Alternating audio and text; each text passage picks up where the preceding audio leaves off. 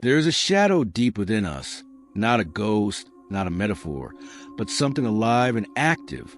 It whispers when we are silent. It pulls the strings of our decisions when we think we are in control. Carl Jung called it the shadow and warned, ignore it and you sign a destructive pact. Meet it and the doors will open. Hello. Today we are going where most people don't look, to the part of ourselves we hide. We are going to explore why Jung saw the shadow as both a threat and a breakthrough, and how this affects politics, art, and your life. Jung said, our self is only the tip of the iceberg. Beneath the surface is an accumulation of unacknowledged traits, desires, failures. It is not simply bad. It is a mixture of weaknesses, instincts, and forces that we do not know how to control or where to put it. When we call it the shadow, we give a name and the first step to contact. You know exactly what is there. Are you ready to look? The danger begins with projection. When a group or individual does not recognize the dark parts of themselves, they look for the enemy outside. History is full of examples. Denigrating the other in order not to see their own fear. Violence in order to drown out inner chaos. Jung warned, the unintegrated shadow does not disappear. It becomes a destructive force. The shadow is often depicted as a menacing figure, lurking in the corners of our psyche. It represents the traits we deny or reject. But Jung warned, ignoring our shadow can lead to chaos, both within ourselves and the world around us. History is littered with examples of this danger. When leaders deny their own shadows, they can unleash terrifying consequences on society. Imagine a leader who is afraid of his insecurity. He projects it onto his neighbors, onto his inner groups, and the steering wheel turns into a saber. Think about it. Many of the world's greatest leaders, artists, and thinkers have faced their own shadows. They've turned pain into purpose, fear into art, and darkness into light. This journey isn't easy, but it's essential for personal and collective evolution. Like if you have already noticed this in politics or in your personal life, write one example in the comments. But there is another side.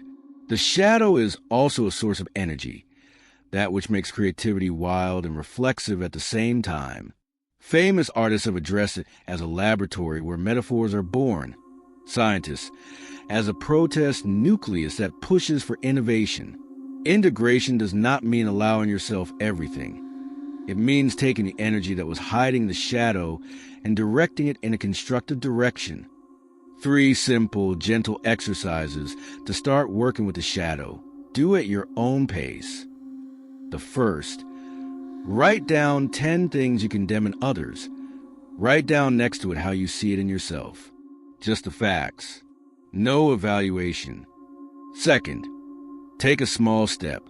Express an unapproved thought in checklist form to yourself or a trusted person. Feel the reaction.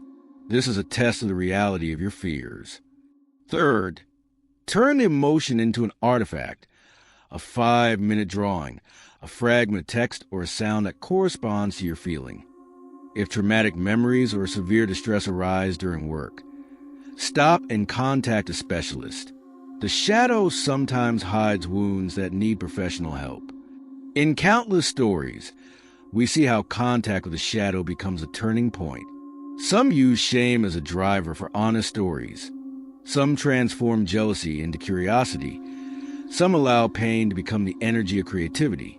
These metamorphoses are not instantaneous. They require courage, time, and tolerance for uncertainty. When society does not recognize its dark side, it becomes vulnerable to manipulation. People project. Leaders use this projection.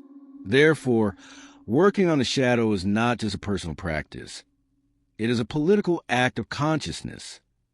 The shadow does not destroy you. It offers material for a new life. Approach it as a teacher. Listen, write down, creatively rework. In small steps, you can find more strength and authenticity than you thought. Subscribe to the channel if you want to go deeper. And write in the comments one trait that you previously despised in yourself. Perhaps this is your greatest strength. Remember, what scares you is often not the enemy. Sometimes it is just an unlit candle asking for your attention. Open the door, but go with a lantern.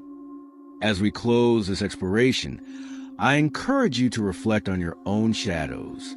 What hidden aspects of yourself are waiting to be acknowledged?